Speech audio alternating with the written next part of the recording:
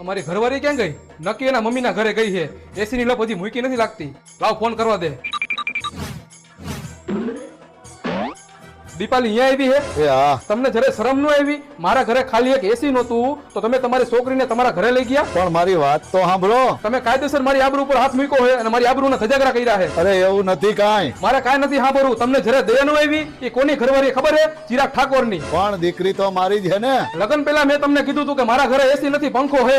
તમારું કરો ને. તમારા ઘરે તો નરિયા લબડે છે. તો શું કરવાનું હે? કરવાનું શું હોય? લપ કરવાની થાય છે. બાકા ઝીકી જાતું કરવાનું છે જ નહીં. તો આવી જાજો મોરે મોરો. પણ મારી પાસે પૈસા નથી. ક્યાંથી એસી લઈ આવું? ગાડલા નીચે પૈસા રાખ્યા હે, લઈ આવજો એસી ને પછી સમાધાન થાય. હા હા, જોઈ લઉં છું. 1 રૂપિયો? કાંઈ વાંધો નહીં. 1 રૂપિયામાં એસી આવે ને તો જ હા, બાકી બાવરિયામાં ઘા.